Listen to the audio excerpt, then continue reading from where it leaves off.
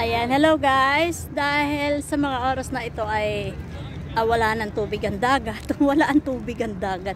Saan napunta ang dagat? Ayan, wala na hong wala hong tubig ang dagat. Ayan, oh. Ano siya, low tide.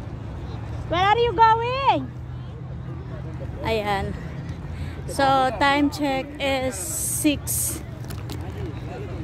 p.m. So, kaya ayan, tingnan mo, may lalauhan na siya.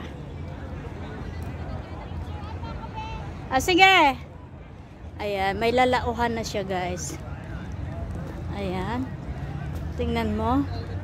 Dati ho, kapag ang tubig ho ay malawak, hanggang dito siya. Hanggang dito siya. Ayan. So, ngayon, dahil wala ang tubig, nandun na ho ang layo na. Andun na, pupunta ka na dun sa kabila. Ayun, ang layo na. So, ganun.